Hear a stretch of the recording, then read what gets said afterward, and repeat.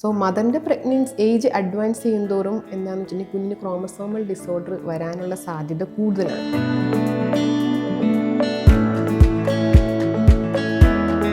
പക്ഷേ ചില കപ്പിൾസ് അങ്ങനെയല്ല, അവർക്ക് വേറെ കുട്ടികളുണ്ടായിരിക്കും. പക്ഷേ ഈ കുഞ്ഞിന് അങ്ങനെ ഒരു വൈകല്യം കണ്ടുകൊണ്ട് എന്തായാലും ഒരിക്കലും നോർമൽ ലൈഫ് പറ്റാത്തൊരു കുഞ്ഞാണെങ്കിൽ അവർ MTP medical termination of pregnancy ചെയ്ത് നമുക്ക് ആ പ്രഗ്നൻസി ടെർമിനേറ്റ് ചെയ്യാം.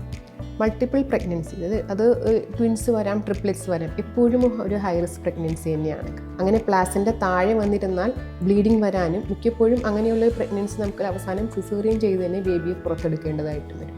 സിംഗിൾട്ടൺ പ്രഗ്നൻസിയേക്കാളും കൂടുതൽ ഡബിൾ, ട്വിൻസ്, ട്രിപ്ലെറ്റ്സ് അങ്ങനെ വരുമ്പോൾ കുഞ്ഞുങ്ങൾക്ക് പലതരത്തിലുള്ള കോംപ്ലിക്കേഷൻസും ഉണ്ടാകാൻ സാധ്യതയുണ്ട്. BP 7 മാസം വരെ, ചിലപ്പോൾ 8 മാസം, ചിലപ്പോൾ നമുക്ക് ഡെലിവറിക്ക് അഡ്മിറ്റ് ചെയ്യണ ആ സമയം വരെ അവർക്ക് BP ഉണ്ടാവണം എന്നില്ല.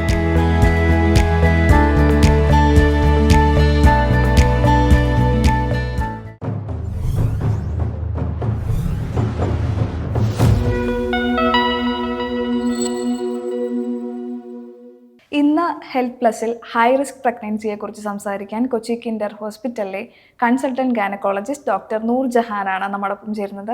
നമസ്കാരം ഡോക്ടർ. ഡോക്ടർ, ആദ്യമേ തന്നെ എന്താണ് ഈ ഹൈ റിസ്ക് പ്രഗ്നൻസി എന്ന് പറയുന്നത്? സാധാരണ ഒരു പെൺകുട്ടി പ്രഗ്നൻസി ആകുന്നത് അറിയുന്നതോടുകൂടി അപ്പം അതൊരു ലോ റിസ്ക് നോർമൽ പ്രഗ്നൻസി ആകാം, അല്ലെങ്കിൽ ഹൈ റിസ്ക് എന്തെങ്കിലും കോംപ്ലിക്കേഷൻസ് ഉള്ള പ്രഗ്നൻസി. അപ്പോൾ ഈ കോംപ്ലിക്കേഷൻസ് എന്തൊക്കെയാണെന്ന് നമ്മൾ അറിഞ്ഞിരിക്കണം. അതറിഞ്ഞാലാണ് നമുക്ക് ഈ പ്രഗ്നൻസി ലോ റിസ്ക് ആണോ ഹൈ റിസ്ക് ആണോ എന്ന് ഡിഫൈൻ ചെയ്യാൻ പറ്റുന്നുള്ളൂ. സാധാരണ കോംപ്ലിക്കേഷൻസ് നോർമൽ പ്രഗ്നൻസിയിൽ, ഹൈ റിസ്ക് പ്രഗ്നൻസിയിൽ വരാൻ സാധ്യതയുള്ള കോംപ്ലിക്കേഷൻസ് അത് പ്രഗ്നൻസിക്ക് മുൻപേ, അതായത് പ്രഗ്നൻ്റ് ആകുന്നതിന് മുൻപേ ആ പെൺകുട്ടിക്ക് ഉണ്ടാകാവുന്ന മെഡിക്കൽ ഡിസോർഡേഴ്സ്, അല്ലെങ്കിൽ ആ പ്രഗ്നൻ്റ് ആയി ആ പ്രഗ്നൻസി അഡ്വാൻസ് ചെയ്ത് കുറച്ച് കഴിയുമ്പോൾ പിന്നീട് നമ്മൾ കണ്ടുപിടിക്കുന്ന കോംപ്ലിക്കേഷൻസ്. ഇങ്ങനെ 2 കാറ്റഗറി ആയിട്ട് നമുക്ക് ഡിവൈഡ് ചെയ്യാം ഹൈ റിസ്ക് പ്രഗ്നൻസിയെ.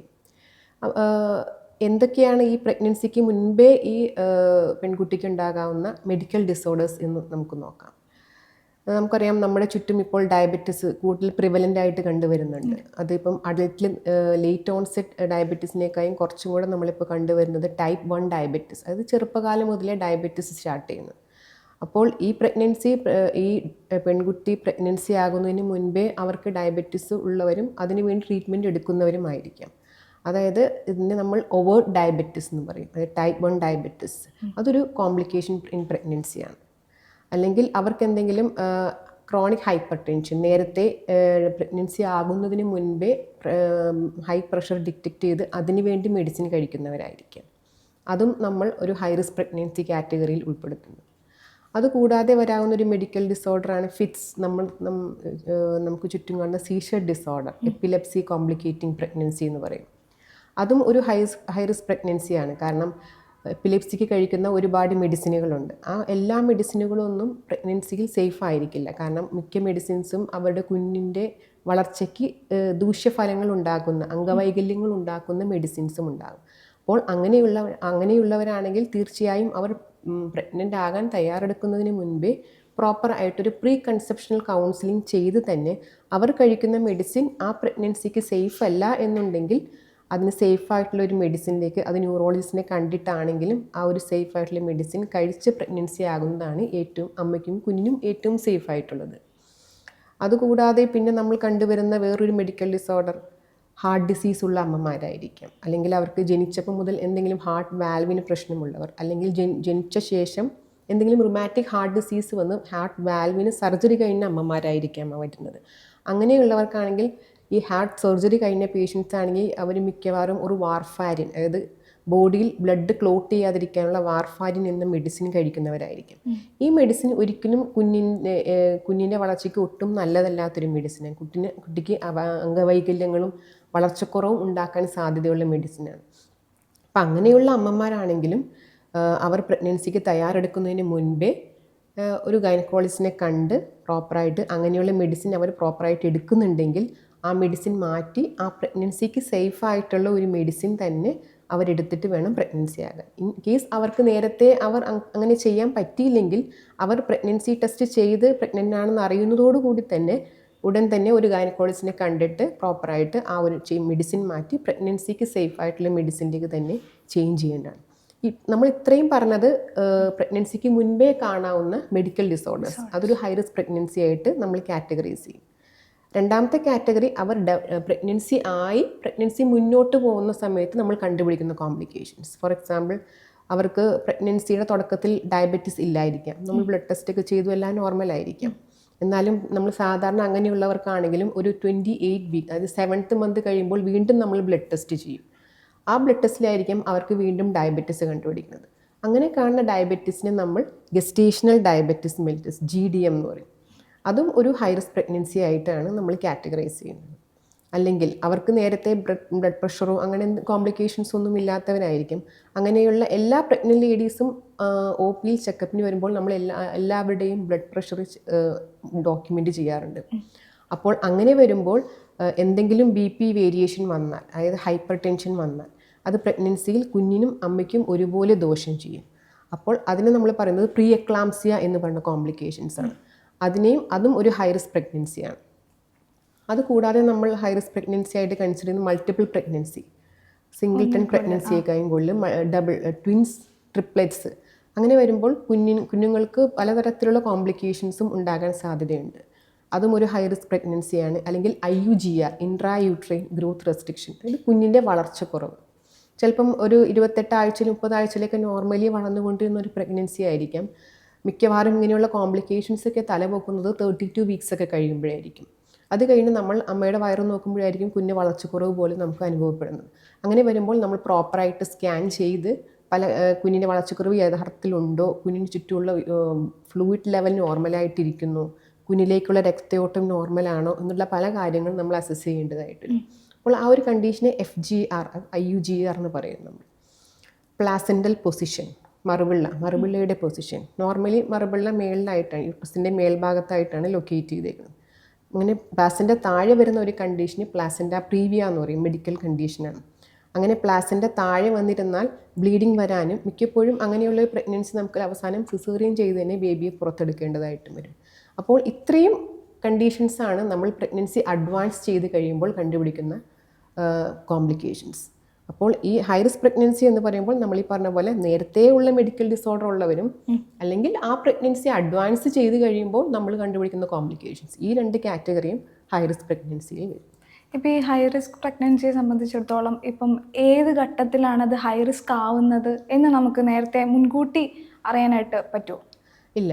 നമ്മളിപ്പം നമ്മുടെ അടുത്ത് അവർ വരുന്നത് യൂറിൻ പ്രഗ്നൻസി ടെസ്റ്റ് ചെയ്ത് ആ റിപ്പോർട്ടുമായിട്ടായിരിക്കും വരുന്നത്. അങ്ങനെ നമ്മൾ ഫസ്റ്റ് അവർ നമ്മളെ കാണാൻ വരുന്ന ആ ഒരു വിസിറ്റ്, ദാറ്റ് ഈസ് ആ ഒരു വിസിറ്റ് വളരെ ഇമ്പോർട്ടൻ്റ് ആയിട്ടൊരു വിസിറ്റാണ്. ബുക്കിംഗ് വിസിറ്റ് എന്ന് പറയും. ആ ഒരു വിസിറ്റിലാണ് നമ്മൾ പ്രോപ്പറായിട്ട് ഹിസ്റ്ററി എടുക്കുന്നത് പേഷ്യൻ്റ്. മിക്കപ്പോഴും പല പേഷ്യൻസ് നമ്മളോട് എനിക്ക് ഇന്ന അസുഖം ഉണ്ട് ഒന്നും പറയണമെന്നില്ല. അപ്പോൾ നമ്മൾ തന്നെ പേഷ്യൻറ്റിനോട് തിരിച്ച് എന്തെങ്കിലും നേരത്തെ അസുഖമുള്ളവരാണോ, അല്ലെങ്കിൽ എന്തെങ്കിലും മെഡിസിൻ എടുക്കുന്നവരാണോ, ചിലപ്പോൾ നമ്മൾ അങ്ങോട്ട് ചോദിക്കുമ്പോഴായിരിക്കും എനിക്ക് ഡയബറ്റീസ് ഉണ്ട്, ഞാൻ അതിന് വേണ്ടി ഇന്ന മെഡിസിൻ എടുക്കുന്നുണ്ട്, അല്ലെങ്കിൽ എനിക്ക് ഫിറ്റ്സ് ഉണ്ട്, ഞാൻ അതിന് വേണ്ടി ഈ മെഡിസിൻ എടുക്കുന്നുണ്ട്. അങ്ങനെ പല പേഷ്യൻസിൻ്റെ പല മെഡിക്കൽ ഹിസ്റ്ററി അല്ലെങ്കിൽ എന്തെങ്കിലും രോഗങ്ങളുടെ ഹിസ്റ്ററി നമുക്ക് ഈ ബുക്കിംഗ് വിസിറ്റിൽ പ്രോപ്പർ ഹിസ്റ്ററി എടുക്കുമ്പോൾ മാത്രമേ നമുക്ക് മനസ്സിലാവൂ. അങ്ങനെ എടുക്കുമ്പോൾ നമുക്ക് ഫസ്റ്റ് നമ്മൾ കാറ്റഗറൈസ് ചെയ്ത ഹൈ റിസ്ക് പ്രഗ്നൻസി നമുക്ക് അവിടെ ഡോക്യുമെൻ്റ് ചെയ്യാൻ പറ്റും. നെക്സ്റ്റ് കാറ്റഗറി നമുക്ക് കണ്ടുപിടിക്കാൻ പറ്റുന്നത് പ്രഗ്നൻസി അഡ്വാൻസ് ചെയ്ത് കഴിയുമ്പോൾ മാത്രമേ നമുക്ക് കണ്ടുപിടിക്കാൻ പറ്റുകയുള്ളൂ. ഇപ്പം ഒരു പ്രഗ്നൻ്റ് ആയ ഒരു ലേഡി സ്കാനിങ്ങിൻ്റെ സമയത്തായിരിക്കും ചിലപ്പം ചെറിയൊരു കോംപ്ലിക്കേഷൻ ഉണ്ട് എന്ന് കാണുന്നത്. ഇതിപ്പം 3-ാം മാസത്തിലെ സ്കാനിങ്ങിലോ അല്ലെങ്കിൽ കുറച്ച് എന്തെങ്കിലും അധികം കോംപ്ലിക്കേറ്റഡ് ആയിട്ട് ചിലപ്പോൾ തോന്നി കാണില്ലായിരിക്കും. ഒരുപക്ഷെ ഈ 1 മാസം മുതലുണ്ടാകുന്ന ഛർദി അല്ലെങ്കിൽ 2 മാസം വരെ, മാക്സിമം കൂടിപ്പോയൊരു 4 മാസം വരെയും ഛർദി ഉണ്ടാവുമായിരിക്കാം. പക്ഷെ അതിൽ കൂടുതൽ മാസങ്ങളിൽ കണ്ടിന്യൂസ് ഇങ്ങനെ ഛർദിക്കുന്നു, അല്ലെങ്കിൽ സ്കാനിങ്ങിൽ ഒരു വേരിയേഷൻ കാണുന്നു. അതൊക്കെ ഈ ഹൈ റിസ്ക് പ്രഗ്നൻസിയിൽ കാൽക്കുലേറ്റ് ചെയ്യാൻ പറ്റും. വൊമിറ്റിംഗ്, നോസിയ ആൻഡ് വൊമിറ്റിംഗ്, അത് അമിതമായ ഛർദിയിൽ നോർമലി പ്രഗ്നൻസിയിൽ കാണുന്ന ഒരു പ്രതിഭാസമാണ്. അത് പേഷ്യൻറ്റിന് ഒട്ടും ഓറലി ഫുഡ് ടോളറേറ്റ് ചെയ്യുന്നില്ല, അതായത് അവർക്ക് അവിടെ ഒരു ജനറൽ കണ്ടീഷൻ മുന്നോട്ട് കൊണ്ടുപോകാൻ പറ്റുന്നില്ലെങ്കിൽ അവർ ഹോസ്പിറ്റലിൽ വന്ന് ട്രിപ്പ് എടുക്കേണ്ടതായിട്ട് വരും. അത് യൂഷ്വലി ഒരു 4 months, ഒരു 20 വീക്സ് ഒക്കെ ആകുമ്പോഴത്തേക്കും ഇങ്ങനെയുള്ളൊരു ഹൈപ്പറെമിസിസ് ഓഫ് പ്രഗ്നൻസി, വൊമിറ്റിങ്ങിന് ഹൈപ്പറെമിസിസ് എന്ന് പറയുന്ന ആ ഒരു കണ്ടീഷൻ യൂഷ്വലി സെറ്റിൽ ചെയ്യും. വളരെ റെയറായിട്ട് ചിലർക്ക് ആ ഒരു പ്രഗ്നൻസി ത്രൂ ഔട്ട് വോമിറ്റിംഗ് ഉണ്ടാകാം. പക്ഷേ അതിൻ്റെ സിവിയറിറ്റി ആസ് പ്രഗ്നൻസി അഡ്വാൻസസ് കുറഞ്ഞു വരും. അപ്പം നമുക്ക് ആ ഒരു IVF ഫ്ലൂയിഡ്സ് എടുക്കേണ്ടതായിട്ടുള്ള ഒരു അവസ്ഥയും വരാറില്ല സാധാരണ. ചിലപ്പം അത്രയ്ക്ക് വൊമിറ്റിംഗ് വന്നാൽ വൊമിറ്റിങ്ങിൻ്റെ ടാബ്ലറ്റ് ആയിട്ട് അവർക്ക് എടുക്കേണ്ടി വരും. ആ പ്രഗ്നൻസിയുടെ തുടക്കത്തിൽ കാണുന്ന അത്രയും സിവിയർ ആയിട്ടുള്ള വൊമിറ്റിംഗ് പ്രഗ്നൻസി അഡ്വാൻസ് ചെയ്യുമ്പോൾ നമ്മൾ കാണണമെന്നില്ല. അതുകൊണ്ട് തന്നെ ഹൈപ്പർമെസിസ് നമ്മൾ യൂഷ്വലി ഒരു ഹൈ റിസ്ക് പ്രഗ്നൻസി കാറ്റഗറിയിൽ ഉൾപ്പെടുത്തുന്നില്ല. പിന്നെ ഈ പറഞ്ഞ പോലെ 3-ാം മാസത്തെ സ്കാൻ എന്ന് പറയുന്നത് ഒരു NT സ്കാനാണ്, ന്യൂക്കൽ ട്രാൻസ്ലൂസൻസി. ആ സ്കാനിൻ്റെ മെയിൻ എയിം എന്ന് വെച്ചാൽ കുട്ടിക്ക് എന്തെങ്കിലും ക്രോമസോമൽ ഡിസോർഡർ, ജനിതകമായ തകരാറുകൾ, വൈകല്യങ്ങൾ വരാൻ സാധ്യതയുണ്ടോ എന്നറിയാൻ വേണ്ടിയുള്ളൊരു സ്കാനാണ്. അതൊരു സ്ക്രീനിങ് ടെസ്റ്റ്. അതായത് ആ സ്കാൻ ചെയ്ത് നമ്മൾ 100% കൺഫേം ചെയ്യുന്നില്ല ആ കുട്ടിക്ക് ജനറ്റിക് ഡിസോർഡർ, ഡൗൺ സിൻഡ്രോം അങ്ങനെ എന്തെങ്കിലും ഉണ്ട് എന്നുള്ളത്. അങ്ങനെ എന്തെങ്കിലും വരാൻ സാധ്യതയുണ്ടോ, റിസ്ക് ഉണ്ടോ എന്നറിയാൻ വേണ്ടിയാണ് നമ്മൾ ഈ 3-ാം മാസം സ്കാൻ ചെയ്യുന്നത്.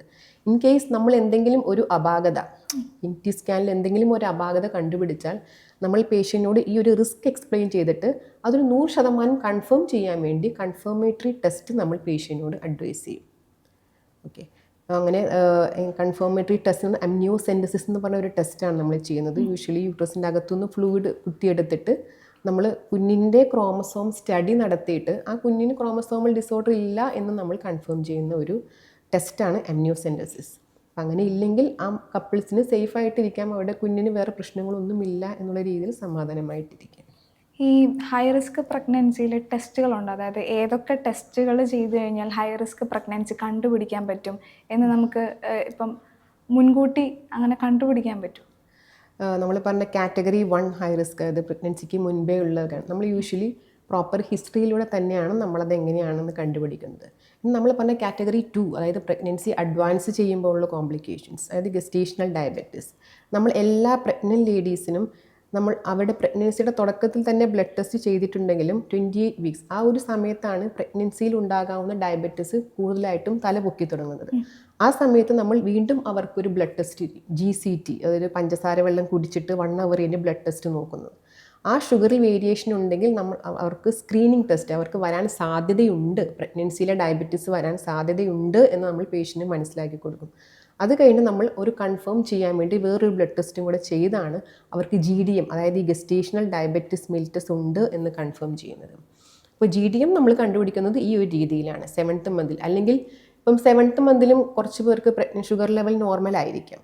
എന്നാലും പ്രഗ്നൻസി അഡ്വാൻസ് ചെയ്യുമ്പോൾ ഒരു 32-34 വീക്സ് ഒക്കെ ആകുമ്പോഴത്തേക്കും നമ്മുടെ ആ മദറിൻ്റെ അബ്ഡോമൻ കാണുമ്പോൾ കുറച്ചും കൂടെ സൈസ്, അതായത് സൈസ് കൂടി ഇരിക്കുമ്പം എന്തായിരിക്കും, അല്ലെങ്കിൽ കുഞ്ഞിൻ്റെ വെയിറ്റ് കൂടുതലായിരിക്കും. 32 വീക്സിനേക്കാളും 36 വീക്സിൻ്റെ വെയിറ്റ് ഉണ്ടാകാം. അല്ലെങ്കിൽ കുഞ്ഞിന് ചുറ്റുമുള്ള ഫ്ലൂയിഡ് കൂടുതലായിരിക്കും. ഈ 2 പോസിബിലിറ്റിയാണ്. യൂഷ്വലി പ്രഗ്നൻസിയിൽ ഇങ്ങനെ ഒരു വെയിറ്റ് ഗെയിൻ, കുഞ്ഞിന് എക്സസീവ് വെയിറ്റ് ഗെയിൻ കാണുന്ന ഒരു കണ്ടീഷൻ GDM വരുമ്പോഴാണ്. അപ്പം നമ്മൾ 7th മന്തിൽ ചെയ്ത ബ്ലഡ് ടെസ്റ്റ് നോർമൽ ആണെങ്കിലും നമ്മൾ ഇങ്ങനെ ഒരു റുട്ടീൻ ചെക്കപ്പിന് വന്നപ്പോൾ ഇങ്ങനെ ഒരു കാര്യം കണ്ടു കഴിഞ്ഞാൽ നമ്മൾ പേഷ്യൻറ്റിനോട് പറയുന്നത് കുറച്ച് വെയിറ്റ് കൂടുതൽ കാണുന്നുണ്ട്, അപ്പം നമുക്കൊരു ബ്ലഡ് ഷുഗർ ഒന്നും കൂടി ചെയ്ത് നോക്കേണ്ടി വരും. ഇനിയിപ്പോൾ വീണ്ടും ഒരു ഡയബറ്റീസ് സ്റ്റാർട്ട് ചെയ്തിട്ടുണ്ടോ എന്ന് നമുക്കറിയില്ല. അപ്പോൾ നമ്മൾ വീണ്ടും ഷുഗർ ടെസ്റ്റ് ചെയ്ത് ചിലപ്പോൾ അങ്ങനെയായിരിക്കും ചിലർക്ക് GDM ഡയബറ്റീസ് കണ്ടുപിടിക്കും. അപ്പം അങ്ങനെയുള്ളവർക്ക് പ്രോപ്പറായിട്ട് അതിനനുസരിച്ചുള്ള മാനേജ്മെൻറ്റ് കെയറും നമ്മൾ കൊടുക്കേണ്ടതായിട്ട് വരും. ഹൈപ്പർ ടെൻഷൻ ആണെങ്കിലും പേഷ്യൻ്റ് ഇപ്പം യൂഷ്വലി നമുക്ക് BP കൂടുമ്പം ഹെഡ് ഏക്ക്, ഒരു കാഴ്ചയ്ക്ക് മങ്ങൽ, അങ്ങനത്തെ ബുദ്ധിമുട്ടൊക്കെ ആയിരിക്കും. എന്നാലും നോർമൽ പ്രഗ്നൻസിയിൽ പേഷ്യൻ്റ് എപ്പോൾ ചെക്കപ്പിന് വന്നാലും നമ്മുടെ BP ഡോക്യുമെൻ്റ് ചെയ്യാറുണ്ട്. ആ BP എപ്പോഴും ഒരു 140/90 താഴെയായിട്ട് നിൽക്കണം. അപ്പോൾ നമ്മൾ ഡോക്യുമെൻ്റ് ചെയ്യുന്ന BP ചിലപ്പോൾ 140/100 അല്ലെങ്കിൽ 140/90 മേളിലായിരിക്കും. സ്റ്റിൽ പേഷ്യൻ്റിന് ഒരു ബുദ്ധിമുട്ടുണ്ടാവില്ല, ഹെഡ് ഏക്കും വോമിറ്റിംഗ്.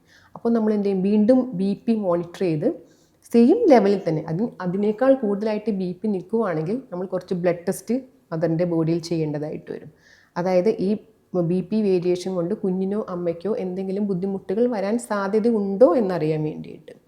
അങ്ങനെ BP കൂടിയാലുള്ളൊരു കണ്ടീഷനാണ് പ്രീ എക്ലാംസിയ എന്ന് പറയുന്നത്. കാരണം അത് കുഞ്ഞിനും അമ്മയ്ക്കും ഒരുപോലെ ദോഷം ചെയ്യുന്ന ഒരു കാര്യമാണ് പ്രീ എക്ലാംസിയ ഇൻ പ്രഗ്നൻസി എന്ന് പറയുന്നത്. ഒരു പരിധി കഴിഞ്ഞ് കൂടിപ്പോയാൽ കുഞ്ഞിന് വളർച്ചക്കുറവ് വരാൻ സാധ്യതയുണ്ട്, കുഞ്ഞിലേക്കുള്ള രക്തയോട്ടം നിന്നു പോകാൻ സാധ്യതയുണ്ട്, മറുപിള്ള വിട്ടു വരാൻ സാധ്യതയുണ്ട്.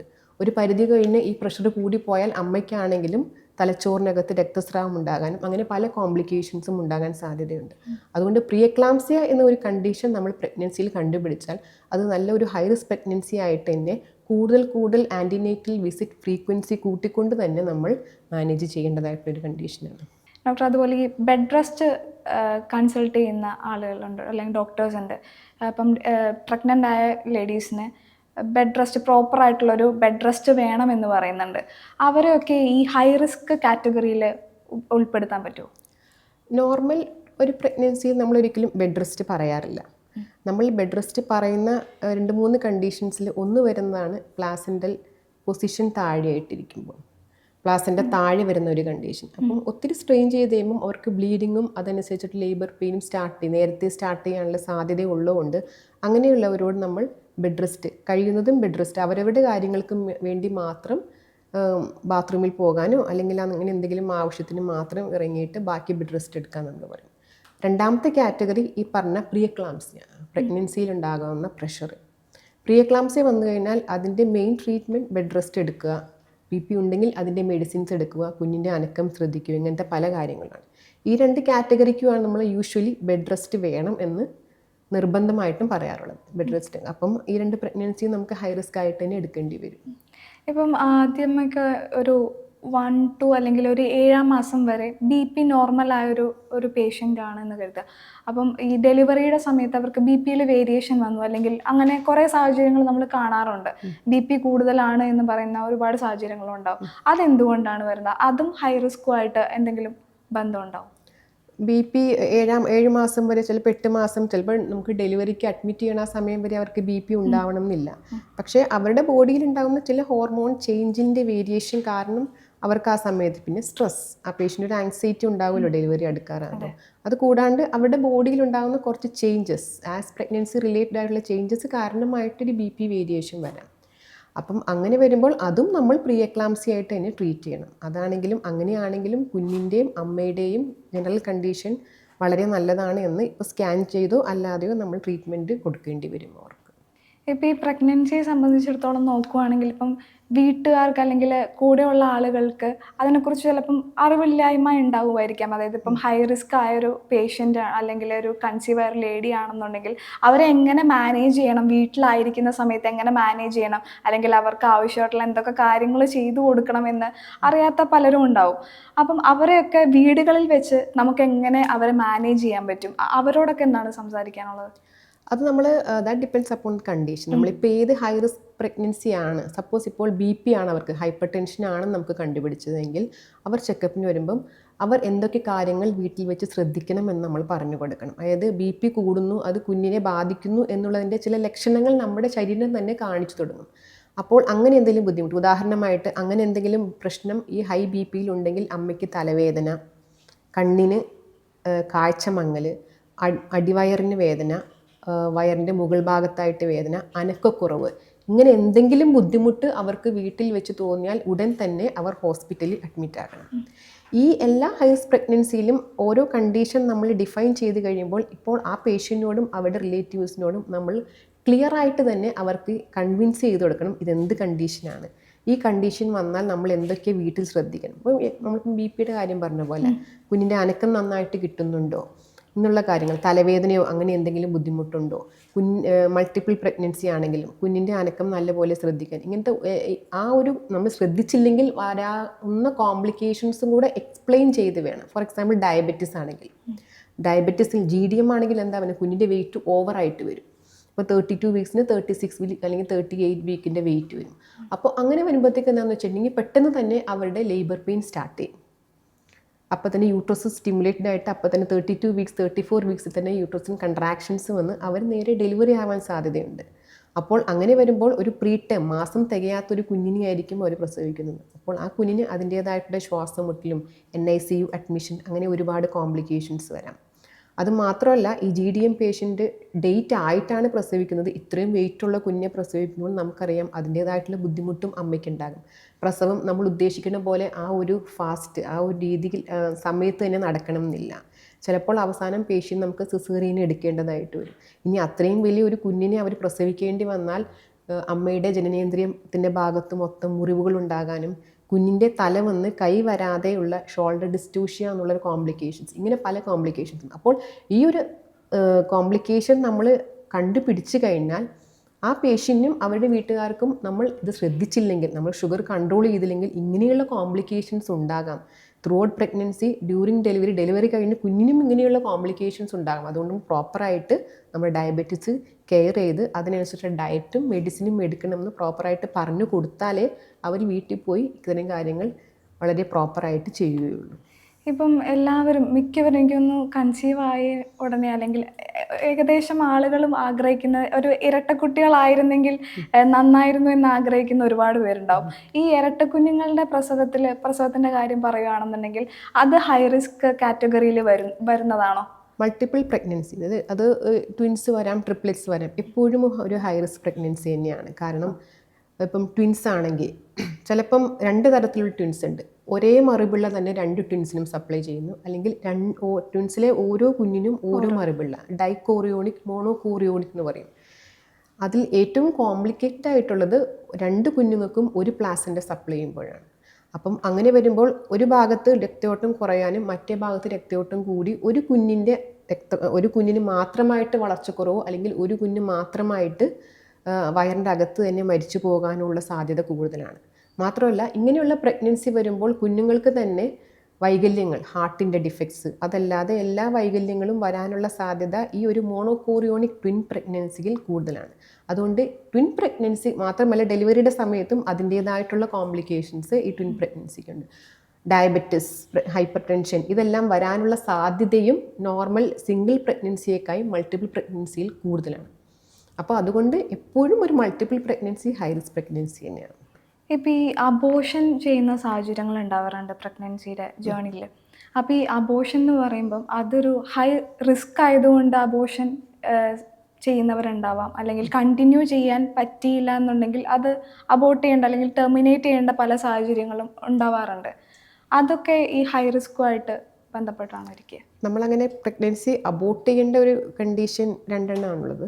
നമ്മളിപ്പം സ്കാൻ ചെയ്ത് കുഞ്ഞിന് വൈകല്യങ്ങൾ, ക്രോമസോമൽ ഡിസോർഡർ ഉണ്ട്, അതിൻ്റേതായിട്ടുള്ള സ്ട്രക്ചറൽ അനോമലീസ്, ഈ കുഞ്ഞ് ജനിച്ചാലും ഒരിക്കലും അതിന് നോർമൽ ഒരു ജീവിതം സാധിക്കില്ല എന്ന് നമ്മൾ സ്കാനിങ്ങിലൂടെ കണ്ടുപിടിച്ചാൽ നമുക്ക് കപ്പിൾസിന് ഓപ്ഷൻ കൊടുക്കാം. കാരണം ചില കപ്പിൾസ് അവർക്കൊരു വലിയൊരു ഇൻഫെർട്ടിലിറ്റി കഴിഞ്ഞിട്ടായിരിക്കാം ചിലപ്പോൾ അവർക്ക് ഒരു പ്രഷ്യസ് കുഞ്ഞിനൊക്കെ ഉണ്ട്. ചില അമ്മമാർ നമ്മളിപ്പോൾ നമ്മളൊരു എക്സ്പീരിയൻസ് വെച്ചിട്ട് ചില അമ്മമാർ അങ്ങനെ സമ്മതിക്കില്ല, ഒരു കമ്പാറ്റബിൾ ആയിട്ടുള്ള കുഞ്ഞാണെങ്കിലും ഞങ്ങൾ നോക്കിക്കോളാം വൈകല്യങ്ങൾ ഉണ്ടെങ്കിലും. പക്ഷേ ചില കപ്പിൾസ് അങ്ങനെയല്ല, അവർക്ക് വേറെ കുട്ടികളുണ്ടായിരിക്കാം, പക്ഷേ ഈ കുഞ്ഞിന് അങ്ങനെ ഒരു വൈകല്യം കണ്ടുകൊണ്ട് എന്തായാലും ഒരിക്കലും നോർമൽ ലൈഫ് പറ്റാത്തൊരു കുഞ്ഞാണെങ്കിൽ അവർ MTP, medical termination of pregnancy ചെയ്ത് നമുക്ക് ആ പ്രഗ്നൻസി ടെർമിനേറ്റ് ചെയ്യാം. അതല്ലാതെ വേറൊരു നമ്മൾ പറഞ്ഞ നേരത്തെ ഡയബറ്റീസ് ഉള്ളവർ, ഒരിക്കലും ഷുഗർ കൺട്രോൾ അല്ലാത്തവർ, അപ്പോൾ അങ്ങനെയുള്ളവരുടെ ഷുഗർ ലെവൽ ഒത്തിരി കൂടുതലായിട്ട് നിൽക്കുവാണെങ്കിൽ എന്തായാലും കുഞ്ഞിന് ഹാർട്ടിന് ഡിഫക്റ്റ്, അങ്ങനെയുള്ള ബുദ്ധിമുട്ടുകൾ വരാൻ സാധ്യതയുണ്ട്. അപ്പോൾ നമ്മൾ അവരിൽ ചെയ്യുന്ന ബ്ലഡ് ടെസ്റ്റ് HbA1c എന്ന് പറഞ്ഞൊരു ബ്ലഡ് ടെസ്റ്റാണ്. അതൊരു ക്രിട്ടിക്കൽ ലെവലിന് മുകളിലേക്ക് വന്നാൽ ആ കുഞ്ഞൊരു 70-75% ചാൻസ് ഉണ്ട് ഡിഫക്റ്റ് വരാൻ. അപ്പം അങ്ങനെയുള്ള കപ്പിൾസിനും നമുക്കൊരു കൗൺസിലിംഗ് കൊടുക്കാം സാധ്യതയുണ്ട്. അവർക്ക് വേണമെങ്കിൽ MTP അഡോപ്റ്റ് ചെയ്യാം, അല്ലെങ്കിൽ പ്രഗ്നൻസി കണ്ടിന്യൂ ചെയ്യാം. ഇപ്പോൾ ഈ കല്യാണം കഴിഞ്ഞിട്ട് അല്ലെങ്കിൽ ഒരു 10 വർഷം ഗ്യാപ്പ് അല്ലെങ്കിൽ 15 വർഷം കഴിഞ്ഞിട്ടും കുട്ടികൾ ഉണ്ടാവാത്ത ഒരുപാട് പേരുണ്ടാവും. അപ്പം ഈ കാറ്റഗറിയിലുള്ള ആളുകൾ കൺസീവ് ആവുന്ന സമയത്ത് അല്ലെങ്കിൽ പ്രഗ്നൻ്റ് ആവുന്ന സമയത്ത് അവരുടെ ആ ഒരു ജേണി ഹൈ കാറ്റഗറിയിൽ നമുക്ക് ഉൾപ്പെടുത്താനായിട്ട് പറ്റും. അത് ഒബ്വിയസ്ലി ഒരു പ്രഷ്യസ് പ്രഗ്നൻസി തന്നെയാണല്ലോ. അപ്പം 15 years 10 years എന്നൊക്കെ പറയുമ്പോൾ യൂഷ്വലി അവർ more than 35 years of age ആയിരിക്കും മദറിൻ്റെ ഏജ്. സോ മദറിൻ്റെ പ്രഗ്നൻസി ഏജ് അഡ്വാൻസ് ചെയ്യുന്തോറും എന്താണെന്ന് വെച്ചിട്ടുണ്ടെങ്കിൽ കുഞ്ഞിന് ക്രോമസോമൽ ഡിസോർഡർ വരാനുള്ള സാധ്യത കൂടുതലാണ്. അപ്പം നമ്മൾ നേരത്തെ പറഞ്ഞ പോലെ സ്ക്രീനിങ് ടെസ്റ്റുകൾ, NT സ്കാൻ, അത് കഴിഞ്ഞ് ചെയ്യുന്ന ഡബിൾ മാർക്കർ ടെസ്റ്റ്, ഈ ടെസ്റ്റുകളൊക്കെ എന്തായാലും ഇങ്ങനെയുള്ള അമ്മമാരിൽ നമ്മൾ ചെയ്തിരിക്കണം. കാരണം ഇങ്ങനെയുള്ള ക്രോമസോമൽ ഡിസോർഡർ വരാൻ സാധ്യത ഇങ്ങനെയുള്ളവർക്കുള്ളതുകൊണ്ട് എപ്പോഴും മദറിൻ്റെ ഏജ് ഈ ഒരു കോംപ്ലിക്കേഷൻസ് വരാൻ സാധ്യതയുള്ളതിൽ ഏറ്റവും ഇമ്പോർട്ടൻ്റ് ആയിട്ടുള്ള റിസ്ക് ഫാക്ടറാണ്, എസ്പെഷ്യലി മോർ ദാൻ 40 years ഒക്കെ ആണെങ്കിൽ. അപ്പം അങ്ങനെയുള്ളവർക്ക് നമ്മൾ സ്പെഷ്യൽ കെയർ തന്നെ കൊടുക്കേണ്ടി വരും. മാത്രമല്ല ഈ ഒരു ഏജ് അഡ്വാൻസ് ചെയ്യുമ്പോഴത്തേക്കും അവർക്ക് നമുക്ക് ഈ അഡൾട്ട്സിൽ കാണുന്ന diabetes, hyper tension, uterine fibroids, ഇങ്ങനെയുള്ള കോംപ്ലിക്കേഷൻസും അവരിൽ കൂടുതലായിട്ട് വരും. അപ്പോൾ അവരുടെ ആൻറ്റിനേറ്റൽ വിസിറ്റ് നോർമൽ പ്രഗ്നൻസിയേക്കാളും കുറച്ചും കൂടെ ഫ്രീക്വൻ്റ് ആയിട്ടും കുറച്ചും കൂടെ കെയർ ചെയ്ത് നമ്മളിവിടെ പ്രഗ്നൻസിയെ നോക്കേണ്ടതായിട്ട് വരും. അത് തന്നെയാണ് ഞാൻ അടുത്തായിട്ട് ചോദിക്കാൻ വന്നത്. ഫൈബ്രോയിഡ് ബേബീസ് ഉണ്ടാവും, അതായത് ഫൈബ്രോയിഡ് പ്രഗ്നൻസിൻ്റെ സമയത്ത് ഫൈബ്രോയിഡ് വരിക, അപ്പം അത് എത്രത്തോളം ഈ ഡെലിവറിയെ ബാധിക്കും ഈ ഫൈബ്രോയിഡൊക്കെ വരുന്ന സമയത്ത്? ഫൈബ്രോയിഡ് എന്ന് പറഞ്ഞാൽ ഒരു കുഴപ്പമില്ലാത്തൊരു മുഴ യൂട്രസിൽ വരുന്നത്. നമ്മൾ അത് പ്രഗ്നൻസിയെ അല്ലെങ്കിൽ ഡെലിവറിയെ എങ്ങനെ ബാധിക്കുമെന്ന് തീരുമാനിക്കുന്നത് അതിൻ്റെ പൊസിഷൻ വെച്ചിട്ടാണ്. അത് എവിടെയാണ് ലൊക്കേറ്റ് ചെയ്തിരിക്കുന്നത് എന്നുള്ളത്. യൂട്രസിൻ്റെ താഴെയായിട്ട് വരാം, യൂട്രസിൻ്റെ മേൽഭാഗത്തായിട്ടും ഫൈബ്രോയിഡ് വരാം. ഇൻ കേസ് കുഞ്ഞ് ഇറങ്ങി വരുന്ന യൂട്രസിൻ്റെ താഴെയായിട്ടാണ് ഇത്രയും വലിയൊരു ഫൈബ്രോയിഡ് എങ്കിൽ നമുക്കൊരിക്കലും ഒരു ട്രയൽ ഓഫ് ലേബർ അവർക്ക് കൊടുക്കാൻ പറ്റില്ല. കാരണം കുഞ്ഞ് ഇറങ്ങി വരുമ്പോഴേ അവിടെ ഒരു ഒബ്സ്ട്രക്ഷൻ വന്നിരിക്കുന്നുണ്ട്. യൂട്രസിൻ്റെ മേളിലാണ്, അപ്പർ പാർട്ടിലായിട്ടാണ് ഇങ്ങനെ ഒരു ഫൈബ്രോയിഡ് തടിപ്പ് പോലെ കാണുന്നതെങ്കിൽ നമുക്കൊരു ലൈബർ കൊടുക്കാം. അങ്ങനെയുള്ളൊരു 7-8 സെൻറ്റിമീറ്റർ ഫൈബ്രോയിഡ് ഉള്ളവരൊക്കെ പ്രസവിച്ചിട്ടുണ്ട്. പക്ഷേ അങ്ങനെ പ്രസവിച്ച് കഴിയുമ്പോൾ ഉള്ള പ്രസവം കഴിഞ്ഞ് കഴിയുമ്പോൾ ആ ബ്ലീഡിങ് സ്റ്റോപ്പ് ചെയ്യാൻ വേണ്ടി യൂട്രസ് നോർമലി കൺട്രാക്ട് ചെയ്യും. അപ്പോൾ ഇങ്ങനൊരു വലിയൊരു ഫൈബ്രോയിഡ് ഇരിക്കുമ്പം ആ ഒരു കൺട്രാക്ഷൻ നോർമലി നടക്കണമെന്നില്ല. അപ്പം അങ്ങനെയുള്ളവർക്ക് നമ്മൾ ഡെലിവറി കഴിഞ്ഞ് ബ്ലീഡിങ് കൂടുതൽ എക്സ്പെക്റ്റ് ചെയ്യാനും ആ ബ്ലീഡിങ് സ്റ്റോപ്പ് ചെയ്യാനുള്ള മെഷേഴ്സ് നമ്മൾ കൊടുക്കുകയും വേണം. ഫൈബ്രോയിഡ് ആസ് സച്ച് ഒരു ഹൈ റിസ്ക് പ്രഗ്നൻസി ആയിട്ട് എടുക്കുന്നില്ല, depending upon the site of that fibroid. ഇതിൻ്റെ ഓവർ സെഗ്മെൻറ്റിലാണെങ്കിൽ we should be more careful.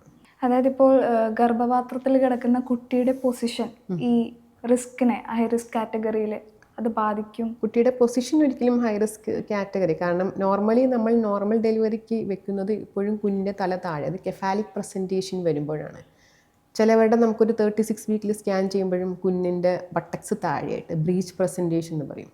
അങ്ങനെയുള്ളവർക്ക് നമ്മളൊരിക്കലും ഇവിടെ ട്രയൽ കൊടുക്കാറില്ല. ഇവിടെ നമ്മൾ അങ്ങനെയുള്ളവർക്ക് ഡയറക്റ്റ് സിസേറിയൻ തന്നെയാണ് ചെയ്യുന്നത്. അല്ലെങ്കിൽ ട്രാൻസ്വേഴ്സിലായി കുഞ്ഞ് ചരിഞ്ഞ് കിടക്കുന്നു, കുറുകെ കിടക്കുന്നു, അങ്ങനെ വരുമ്പോഴും നമ്മൾ ഡയറക്റ്റ് സിസേറിയൻ തന്നെയാണ് ചെയ്യുന്നത്. കാരണം അങ്ങനെയുള്ളവർക്ക് പ്രസവിക്കാൻ എങ്ങനെ നമ്മൾ ട്രയൽ കൊടുത്താലും അവരൊരിക്കലും പ്രസവിക്കാൻ പറ്റാത്തവരാണ്. അപ്പം അങ്ങനെയുള്ളവർക്ക് നമ്മൾ ഡയറക്റ്റ് സിസേറിയൻ തന്നെ ചെയ്യും. ശരി ഡോക്ടർ, എന്തായാലും ഇത്രയും സമയം നമ്മളോട് ഹൈ റിസ്ക് പ്രഗ്നൻസിയെ കുറിച്ച് സംസാരിച്ചതിന് നന്ദി.